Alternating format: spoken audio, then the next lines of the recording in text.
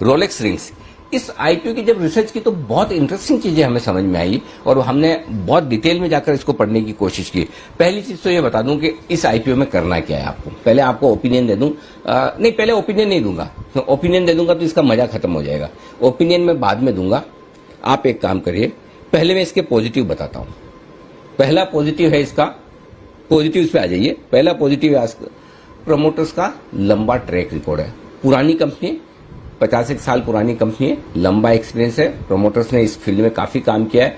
देश की वो बेरिंग से रिलेटेड जो काम करती है, ऑटो इंसुलेटर टाइप के कारोबार है जिसमें ऑटो कंपोनेंट के लिए, इंडस्ट्रियल के लिए बेरिंग का वो क्या कहना चाहिए, रिंग बनाने का काम करती है और उसमें ये टॉप 4 कंपनियों में लीडिंग कंपनी है हिंदुस्तान में। तो अच्छा ट्रैक रिकॉर्ड है, लंबा ट्रैक रिकॉर्ड है।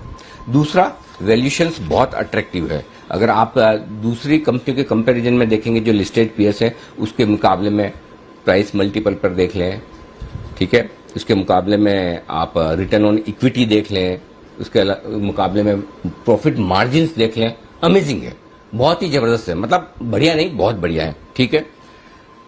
पिछले 3 सालों में कंपनी ने कर्ज कम किया है, लगातार डेट रिडक्शन हो रहा है, वो भी अच्छा है। डेट इक्विटी रेशियो बहुत कंफर्टेबल है कंपनी का, एकदम 0.7 के आसपास, ठीक है, कोई बुरा नहीं है और ये भी कम हो जाएगा। एक और बहुत इंटरेस्टिंग और पॉजिटिव चीज है, कल एंकर बुक देखी है मैंने। कौन सा ऐसा लोकल फंड है जिसने पैसा ना लगाया हो? एंकर बुक बहुत ही स्ट्रांग दिख रही है। HDFC, ICICI Pru, Axis, Aditya Birla, SBI, Kotak, सारे बड़े म्यूचुअल फंड जितने हैं सबने इसमें पैसा लगाया।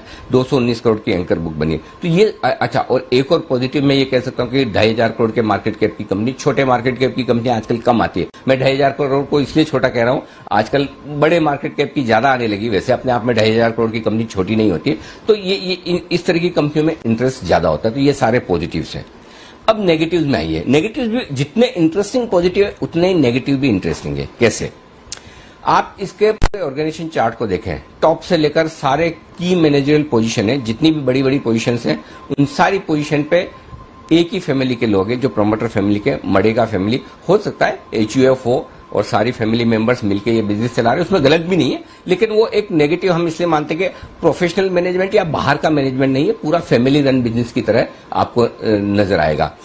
खाली एक जो कल CFO साहब थे, दोषी साहब, जिनका हमने इंटरव्यू किया, वो भी अभी 2-4 महीने पहले ही CFO बने हैं कंपनी में काफी समय से, लेकिन अभी उन्हें CFO बनाया। तो बाहर का प्रोफेशनल मैनेजमेंट नहीं है, ये भी प्रोफेशनल हो सकते हैं, लेकिन है सारे के सारे मडेगा फैमिली के मेंबर्स, वो एक नेगेटिव होता है। दूसरा, अब इसके प्रॉफिट के नंबर्स जो मैं देख रहा हूं, नंबर्स बहुत ही शानदार है। कभी कभी क्या होता है, बहुत अच्छे नंबर्स भी विश्वास करना मुश्किल हो जाता है। मसलन मैं बताऊं आपको, देखिए हुआ क्या है, पिछले 2-3 साल की आप परफॉर्मेंस देखें ना, मार्च 2019 में कंपनी ने रेवेन्यू किया 900 करोड़ का और मार्च 2021 में किया 600 करोड़ का, यानी 900 करोड़ से रेवेन्यू घटकर 600 करोड़ आ गया।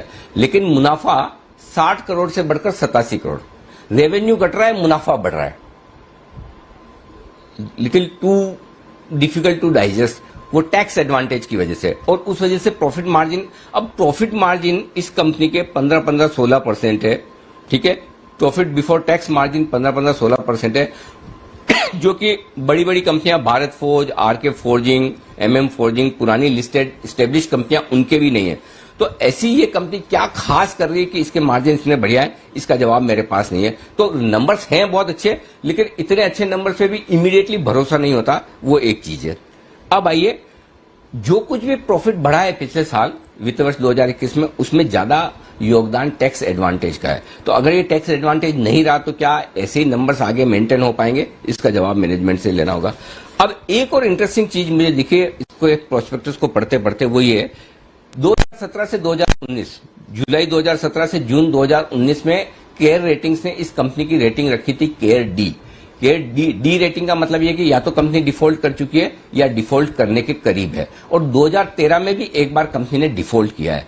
तो अगर 2 साल पहले ही अभी अगर डी रेटिंग थी, अभी आज की तारीख में केयर की रेटिंग डबल बी है। डबल बी रेटिंग ठीक है, मतलब बहुत अच्छी नहीं तो बहुत खराब भी नहीं, डिफॉल्ट वाली मामला तो नहीं है, लेकिन 2 साल पहले डी रेटिंग और वो 2 साल तक रही है। तो ये थोड़ा क्वेश्चन मार्क पैदा करता है कि फिर क्या कंपनी के पुराने फाइनेंशियल्स भी देखने चाहिए, क्या वाकई में ट्रैक रिकॉर्ड थोड़ा डाइसी रहा है, पता नहीं। तो ये सारी चीजें हैं जो आपको थोड़ा सा डिस्कम्फर्ट देती है। तो जितना मैं इसके बारे में पढ़ रहा हूं, कुछ चीजें बहुत अच्छी लग रही है, एक्सट्रीम अच्छी लग रही है कि क्या वैल्यूएशंस है, कितने बढ़िया फंड्स पैसा लगा रहे हैं, और कुछ चीजें ऐसी लग रही है कि नहीं कंफर्ट नहीं आ रहा। तो अपने क्या करना है, सिंपल, जो रिस्क लेने वाले इन्वेस्टर्स हैं, जो वैल्यूएशंस पे आ रहा है उसको देख के ये तो नहीं लगता कि आईपीओ नीचे लिस्ट होगा, करेक्ट, वो तो कोई चांस नहीं है, तो आप एक बार लिस्टिंग पर पैसा लगाने के लिहाज से अप्लाई कर दीजिए।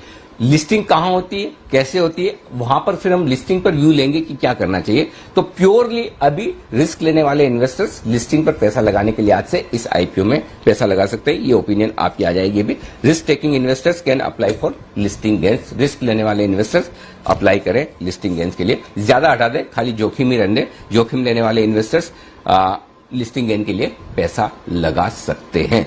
ये मेरी राय है। दीप, क्लियर है?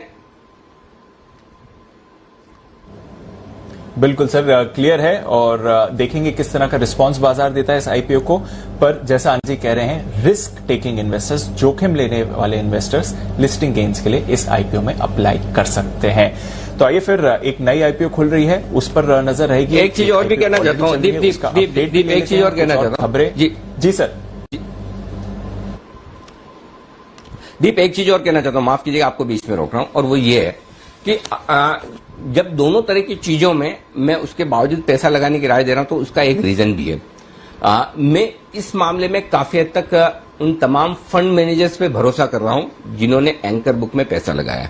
क्योंकि क्या होता है, कई बार आईपीओ के वक्त जब आप किसी कंपनी का इंटरव्यू करते हैं या जो प्रोस्पेक्टस देखते हैं, उसमें बहुत सारी चीजें वो नहीं होती जो कंपनी आगे करने वाली होती है, करेक्ट। आगे फ्यूचर्स के एक्सपेंशन प्लान्स, आगे की ग्रोथ, आगे की प्रॉफिटेबिलिटी, वो जनरली फंड मैनेजर से जब 1-on-1 वो रोड शोज करते हैं, बात करते हैं, तो उन्हें बताते हैं। लेकिन पब्लिकली चूंकि अलाउ नहीं है तो वो पता नहीं चलता। तो मैं ये भरोसा कर रहा हूं कि इन सारे फंड मैनेजर्स ने कुछ न कुछ अपनी मेहनत की होगी, अपना दिमाग लगाया होगा, है ना, और पूरा सोच समझकर उन्होंने एंकर बुक में पैसा डाला है। तो मैं काफी हद तक अपने जजमेंट में एक एजम्पशन लेकर चल रहा हूं कि इन्होंने अपनी मेहनत की होगी, और जब इतने बढ़िया फंड्स एंकर बुक में डाल रहे हैं तो फिर मुझे लगता है कि एक चांस लेने में हर्ज नहीं है। तो इन सबको देखते हुए मेरी राय है कि आप लिस्टिंग गेन के लिए एक बार अप्लाई कर सकते हैं। जी।